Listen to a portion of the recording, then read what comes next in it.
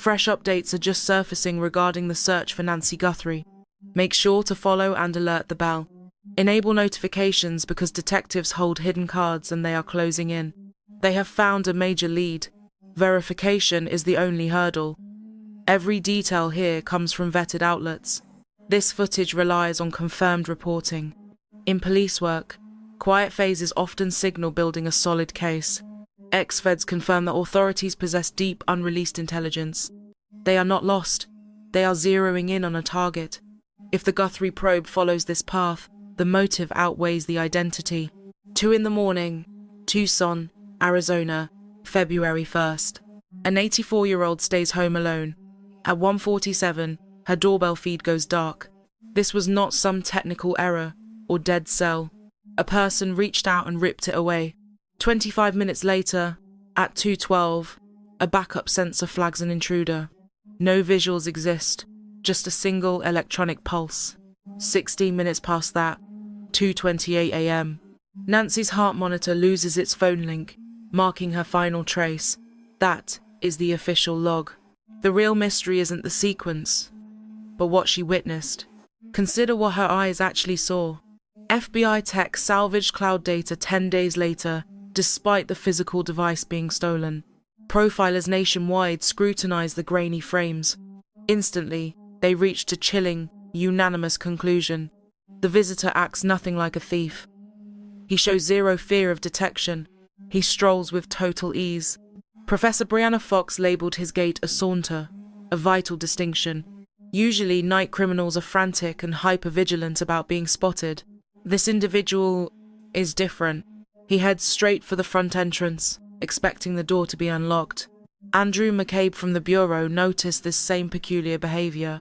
His entrance lacked any stealth or hesitation. Such posture isn't fueled by panic. It comes from being comfortable. Comfort implies history, and history implies a bond. Look at the lens. No smashing or paint was involved. He didn't use tools, just his palm to hide himself. After failing, he grabbed nearby garden plants to mask the view. Thought out yet sloppy. He recognized the threat. He just lacked the skill to neutralize it. This sloppy execution does not fit the profile of a seasoned felon. It reflects an amateur who obsessed over a fantasy but never actually practiced it. Then consider the firearm. A standard pistol, but carried all wrong. No veteran or cop would ever holster a weapon that way. Oversized tactical gear would make firing it almost impossible. Profilers have floated a shocking theory. The firearm may have stayed holstered permanently. It was likely a prop for submission, as firing is unnecessary for compliance. Just the threat suffices. If the gun meant control, why did chaos ensue? Now, former profiler John Grusing's specialized framework becomes absolutely essential. Grusing's bureau tenure lasted 25 years. He led behavioral units for over 10 years. He utilized genetic genealogy to trap the Golden State Killer. Reviewing the tapes, he suggested a total narrative shift. He suspects Nancy actually identified the person outside. Knowing someone involves their gait, voice, or build, not just their face. Instincts often flag a familiar presence before the brain consciously catches up. If Nancy unlatched that door, expecting a friend, then realized the truth, that instant changes everything. Recognition instantly stripped away the attacker's anonymity. Once identified, his psychological leverage evaporated. This likely caused the entire plan to collapse right there. If she knew him, then subsequent events were purely reactionary. Everything became frantic containment. Here are the facts. Guthrie's blood stained her own front steps. Not the interior, halls or bedrooms. It sat exposed between the house and car. This specific detail holds massive evidentiary weight. Calculated abductions happen privately indoors to ensure total silence. Doors remain shut. Such scenes stay hidden, yet this one was visible. A sudden, frantic struggle erupted in that doorway. Applying the profiler's logic to these forensics clarifies the story. The intruder arrived calmly, expecting easy cooperation. He utilized a weapon meant solely for intimidation. He prioritized submission, but that requires being unknown. That mask failed the moment Nancy saw a familiar face. Even a slight recognition by her turned a simple threat into a compromised situation. Panic then ensued, and panic is messy. Chaos leaves blood and forces improvisation. This shatters any rehearsal, making the ransom claim suspicious. If money was the goal, the logistics fail. Demands were inexplicably sent to news stations, bypassing the family in Savannah without using secure channels or proof. In standard kidnapping cases for profit, captors negotiate with kin and provide life verification. None occurred here. Instead, public messages appeared, sparking major doubts. Was this planned, or staged afterward to deflect from a personal vendetta? Analysts believe staging is far more likely given the evidence. A financial motive would have functioned entirely differently. Federal authorities have spent decades archiving every kidnapping trend and criminal blueprint imaginable. This specific mystery doesn't fit that established framework at all. Rather, it points toward a motive that feels deeply private and calculated.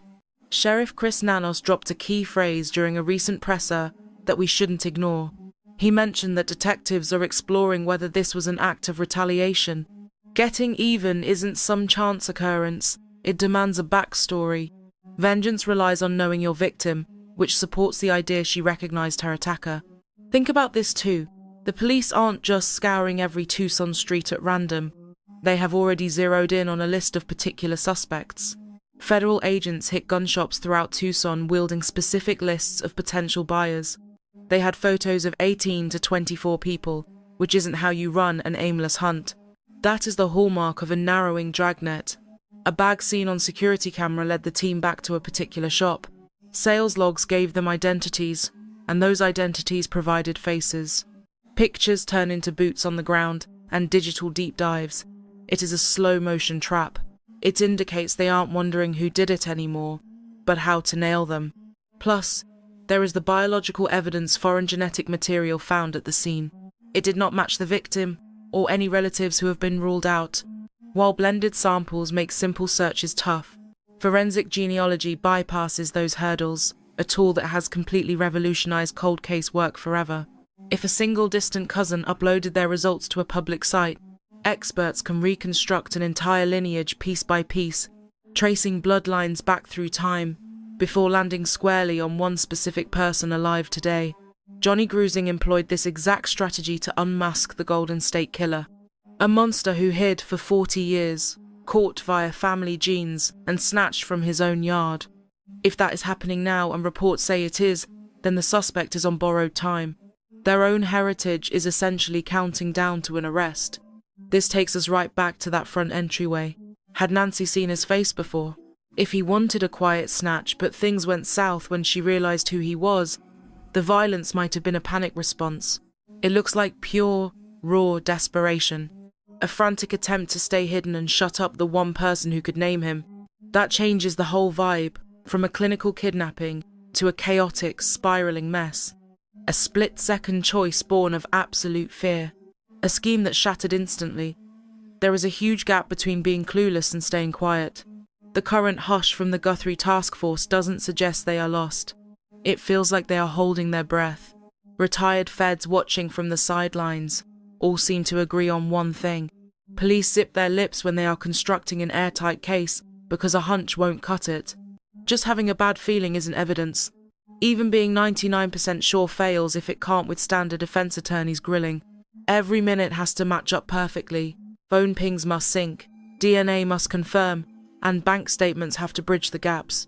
Once every trail ends at the same doorstep, all that's left is to wait for the right moment.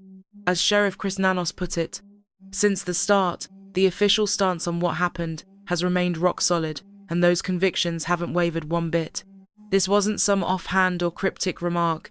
It's the sheriff confirming that the profile built by detectives early on has held up against weeks of forensic scrutiny. But he didn't stop there. Authorities claim they've pinpointed a motive, insisting this was a calculated hit. You don't just target a total stranger. Deep-seated personal grudges aren't born out of thin air between two people who don't know each other. Being targeted implies a clear goal, and having a goal suggests a deliberate focus. That focus narrows the field down to a specific individual.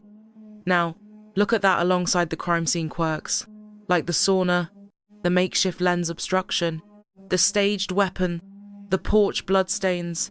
and the total lack of any real kidnapping or ransom demands. This isn't senseless violence. It looks like a botched scheme by someone who thought they understood the layout. A killer who believed they had the upper hand until the wheels fell off. The concept of recognition isn't just some Hollywood plot device. It's rooted deeply in how our brains actually function. We identify those we know through a lot more than just a quick look at their face. Their walk, their posture, their vocal rhythm, or even just the width of their shoulders. Nancy Guthrie was 84 years old. She would have sensed the patterns of anyone in her circle. If she opened her door expecting a friend, that reality shattered instantly. That is where everything broke apart. If police think she knew her attacker, the list of suspects shrinks from thousands down to her inner circle. This explains why federal agents weren't just wandering Tucson. They had names and mugshots in hand, concrete leads, that Walmart bag, the paper trail of sales, and the list they brought to local firearms dealers. This isn't a hunch. It's a construction. Then, you have the genetic evidence. Tracing family trees through DNA isn't science fiction anymore. It's a field-tested reality.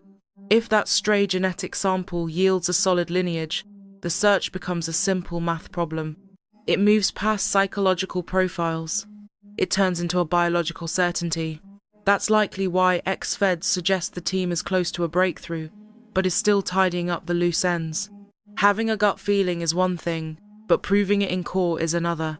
Even if the authorities have a name in mind, they still have to nail down the timing, the location, the motive, and how it all matches the tech logs. Every single piece of the puzzle has to lock together perfectly. There's no room for error, because you only get one shot once the cuffs go on. Lawyers will tear apart every second of the timeline, every cell tower hit, and every single lab result. The prosecution needs a bulletproof argument. This circles back to a question that has haunted the case since the very first day. This wasn't some freak accident. It was personal.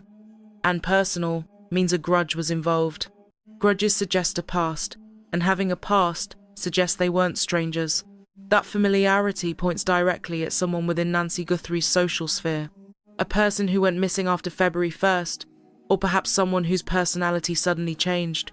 Someone switching up their daily habits or getting quiet when certain topics came up. Violent acts like this aren't disconnected from the killer's daily reality. They leave scars on a person's life, and the police are counting on that. That's exactly why they're looking for any signs of strange behavior.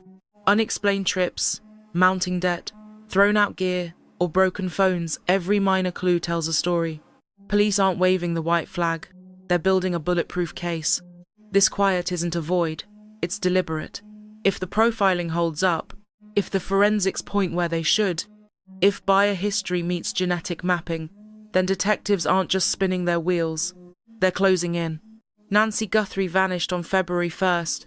She's more than a cold case or news blurb. She isn't some abstract puzzle. She's a mom and grandmother who loved her peaceful Tucson home. Her loved ones haven't quit. And all signs suggest that the police are still pushing forward too. They're keeping quiet, but they're definitely making progress. Once the hush ends, expect hard facts rather than mere rumors. Someone in Tucson knows the truth about what went down on that porch at 2 a.m. If tonight's trail of clues is right, there's nowhere left for the suspect to hide.